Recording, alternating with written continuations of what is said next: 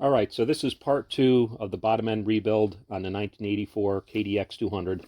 Um, Definitely check out part one if you didn't see that. I also have the disassembly videos for breaking this down, splitting the cases and all that stuff. So if you're rebuilding a motor, definitely check those videos out. But this is actually part two of the rebuild process. We got our bearings in, and now we're going to start installing the transmission. All right, so we're going to get going on this. Just wanted to mention, if you're rebuilding a motor for the first time, or even if it's the 10th time for that matter, I always go online, like to Babbitt's or any of the OEM Kawasaki dealer websites, and they'll have the exploded views of everything. So I just print those out. These are the cases, the bearings. I got some other ones here, the transmission, that kind of stuff. So as you're putting this back in, it's nice to reference these so you know there's a washer there, a gear there, a snap ring. It's very easy to get sidetracked on these things, and you put it all together and you get done, you forgot a washer and you got an issue. So definitely print those out. Very helpful. And of course, service manual if you have one, or the original OEM service manuals. Usually you can find them on eBay for this older stuff. But anyway, we're going to get rolling on this. We're going to start installing the transmission. All right, so we're getting ready to drop our crank in. It's actually in the house right now. It's in the freezer. I had it in there a few hours now. Should be good to go. Trying to get it to contract a little bit. And then our bearing here, we're going to take our heat gun. We're just going to heat up that inner race a little bit. So hopefully that'll just drop in. If not, you're going to need a press. Make sure you got like a rubber mallet or something. You might have to give it a little tap. But you definitely want to be easy on it. You don't want to knock it out of true. So we're going to run in the house. We're going to get that. Heat this up real quick, and hopefully she drops in.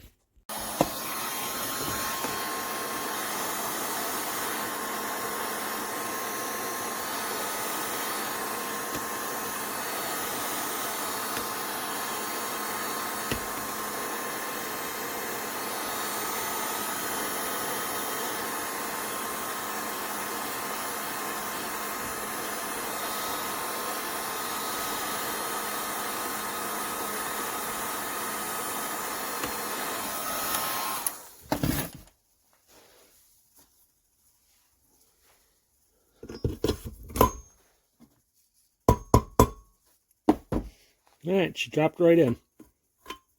Make sure she turns freely.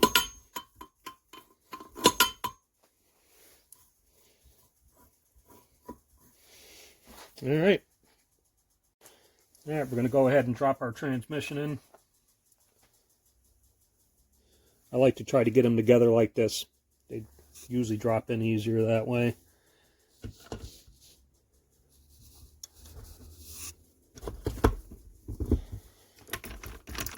All right. Don't forget you got your washer on top here. All right, next up we're going to put our shift forks in. You remember I labeled these left, right bottom, right top. If you have the manual, it shows pictures of it. You should be able to figure it out.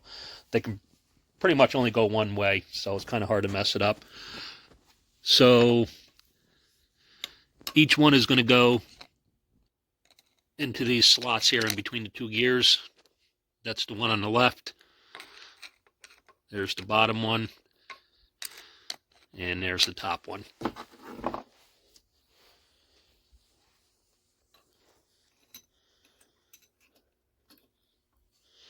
Let's push that to the side for now. Looks like right bottom.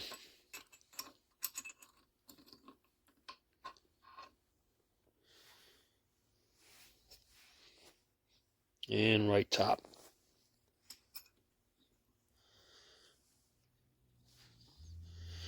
All right, so push those to the side, get them out of your way, and now we can drop in the drum.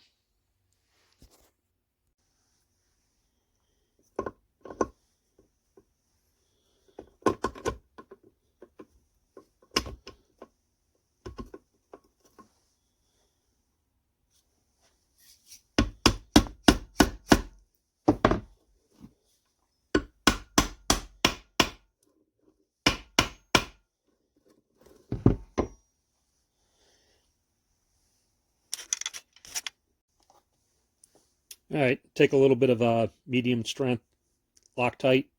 It's the blue stuff.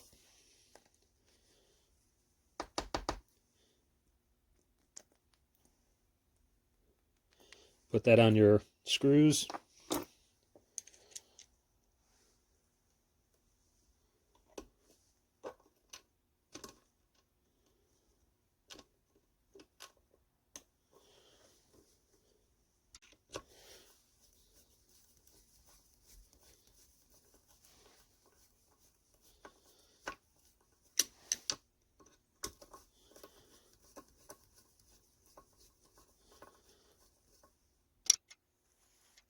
All right, make sure you get these screws nice and tight. Don't want them loosening up down the road.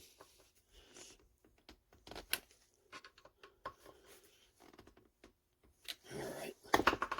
Make sure that spins freely, and make sure you don't have any wobble. If that bearing doesn't set in there straight, that thing will definitely wobble. You'll know.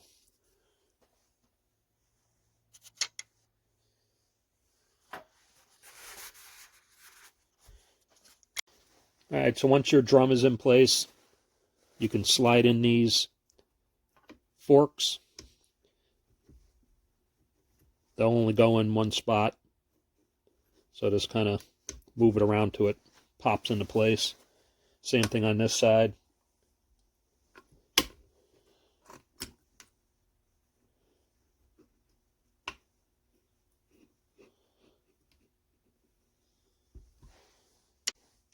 All right, so once you have all three of those in there, you're going to have to play with them a little bit, but like I said, they can really only go in one groove. You really can't mess it up. Then take your two shafts, pins, one shorter than the other. Left-hand side is going to get the smaller one, shorter one. Make sure that seats in all the way. They're going to want to kind of pop up a little bit to the other half of the case is on. All right, so once you got that in there, you definitely want to check your gears, make sure you're shifting through all the gears before we go any further. You got any problems, you want to find out now. Once you get that other case on there and you press it on, you know, you're going to be back to splitting your cases again. So we're going to go ahead and we're going to run through these gears. All right, so now that you got this lubed up with some transmission fluid, I'm going to try to get this in 6th gear. I like to start at the highest gear and work my way down. All right, so again, you're going to have to be spinning this. So that should be 6th, 5th, 4th, 3rd, 2nd, and that should be 1st. So to make sure I'm in 1st, I'm just going to grab a hold of this gear here, and I'm going to try to spin it.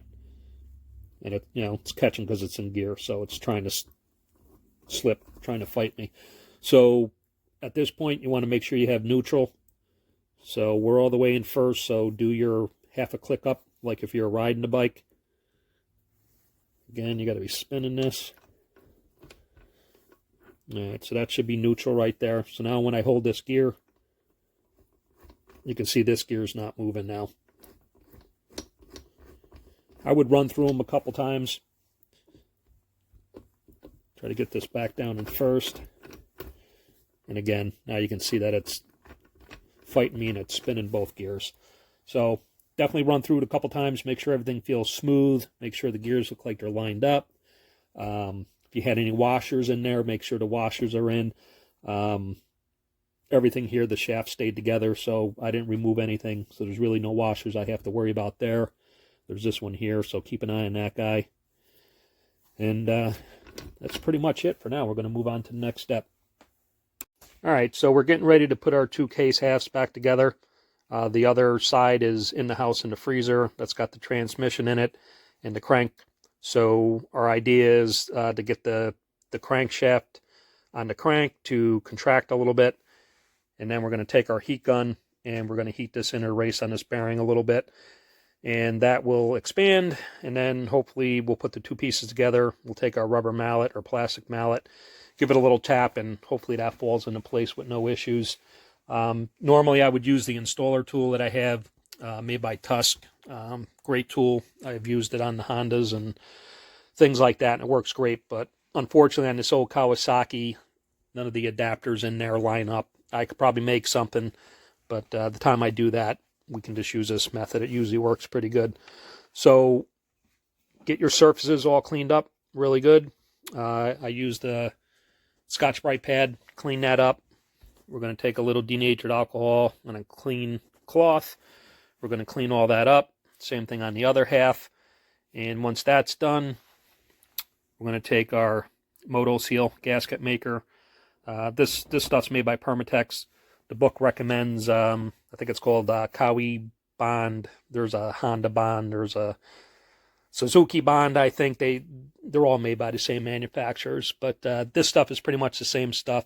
It's about half the price, and it's readily available at like your AutoZones and stuff. The big thing is you want to make sure that it's fuel resistant. And again, if you looked at the package this came in, it actually says right on it, it's made for case halves to be put back together. This style here doesn't normally come with a gasket on it, so you can't get a gasket for this. This is actually the process that Kawasaki did back in the day. Some of your units would actually have a gasket, but again, a lot of these older ones don't. You just use this stuff. So anyway, with all that being said, we're going to take this and we're going to give a bead all the way around everything here. Make sure you don't miss anything. We're also going to do it on the other half. You don't want to do too much. You don't want too much squeezing into the inside of here. But you're going to get some, and you're going to get a little bit that squeezes on the outside. You know, if you got it perfect, maybe you wouldn't. But I've never had any luck with that. But definitely make sure you have enough, but not too much. Hopefully that makes sense. Here's our vent tube. Don't forget to put that in. That's going to go into this notch right here.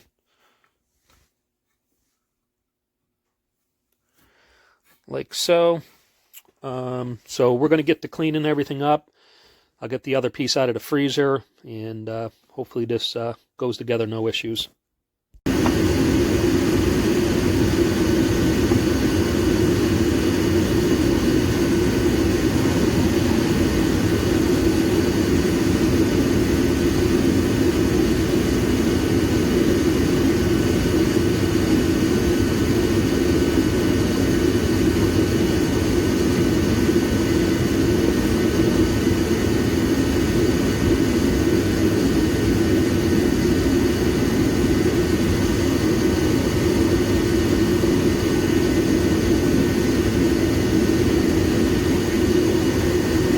All right, make sure you get your bolts ready to go too. Once you get this set in place, you're going to put the gasket maker on here, let it set for about a minute before you put the other case on, and then you're going to want to put your bolts in and torque them down.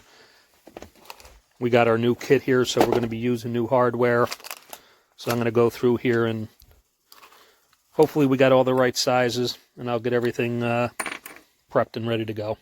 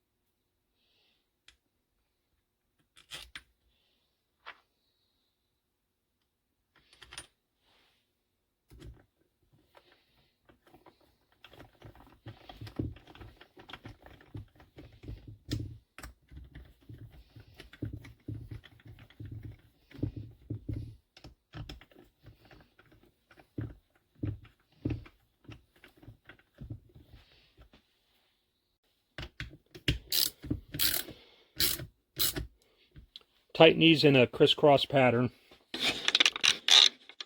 I'm going to look in the book for a torque spec.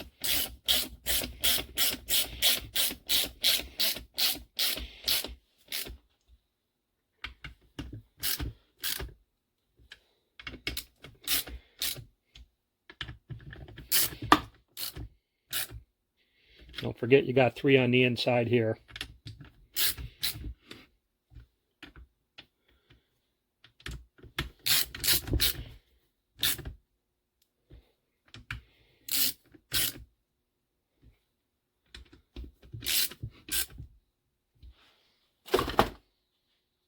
Alright, so you have one more on this side here, which is this guy here. Is a little bit longer than the other ones, and that had this clip on it right here, which when I took it apart I taped it together so I would remember.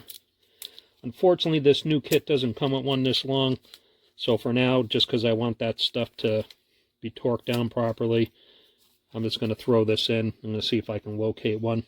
Later on we can just pop this one out and replace it. But again, that's the one that had this bracket on it.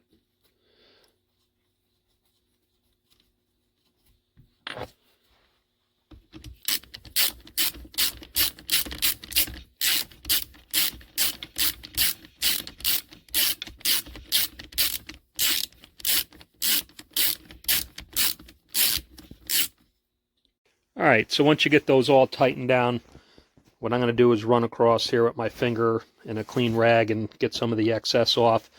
You may hear from some people, don't do that. Some people say as you're trying to wipe this off, you could actually pull some of the sealant out. I don't think that's necessarily true when it's still tacky and wet like it is at this point. Once this stuff is dried up after 24 hours, you know, if you were to have a little, I don't know, let's say a piece like this hanging off, and now it's dry and rubbery, and if you went and grabbed a hold of it and pulled on it, it's kind of like a elasticy now, so you actually could probably pull out some of the sealant from the inside and then cause a leak. I would say unlikely, but I'd be more worried about it once it's dry. But right now, this is about your only opportunity to really get this stuff cleaned off. All right, now that we have all these tightened down, we have 2 more seals to put in. These are both Kawasaki OEM seals. One's going to go here. That's this guy here. And then we got this little guy here. And that's going to go right there. It's going to put a little transmission oil around these, so hopefully they set in there nicely. Like before, make sure you got a socket that fits around there nicely. Make sure you're hitting the whole outside of the metal part here. You don't really want to be hitting the rubber part because you'll fold these over. Ask me how I know that. So again, I'm going to put a little bit of transmission fluid around there, and then we'll tap them in place.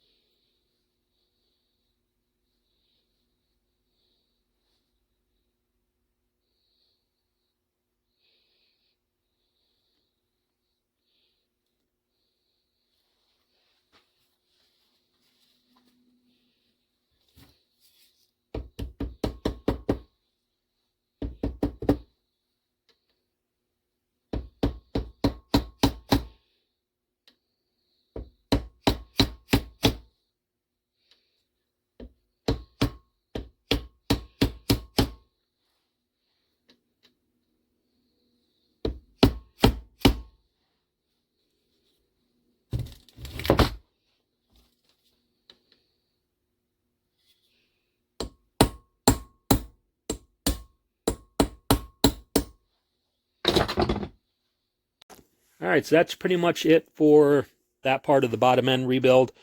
Everything's back together, cranks in, all new seals on the inside, new bearings.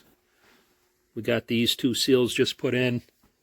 I am going to do another video putting the clutch back in. I have a video of disassembling it. I'll combine those two and make a video on the clutch. Then we have to put the shaft back in here. We got some springs to put in there. So we'll make that part of the video. We'll get the magneto put back in that video. And then pretty much the bottom end's completely done. I'm going to start the top end. There it is right there. I'm actually sending that out when I send the frame out to be sandblasted. My sandblaster is down. It's the middle of winter. I found a guy that's pretty reasonable, pretty close by, that's going to sandblast this and powder coat it. So that should come out nice. So I'll do a video on that. Something a little more fun than the monotonous of rebuilding this bottom end. So I'll show you guys that process when he does that. But when I bring it to him, I'm bringing the, I got the 2 top ends there, but I'm going to use the original one. That one's actually in good shape. The other one's off the parts bike. But I'm going to have him sandblast them so I can paint them up nice. I have somebody reproducing this sticker for me because that's coming off for the sandblasting and powder coating. Hopefully that comes out good. Hopefully I'll get that soon. And then this guy here, this warning sticker, I actually found new old stock. So that should be in soon. Hopefully it's the right one. It says it is. But anyway, once we get this powder coated and everything, I'll throw a video together on that stuff. Like I said, something a little more fun than just this bottom end rebuilding. Gets a little monotonous. So anyway, look out for those videos. And again, I'll be doing the one on the clutch and getting the rest of this done as well. So look out for that.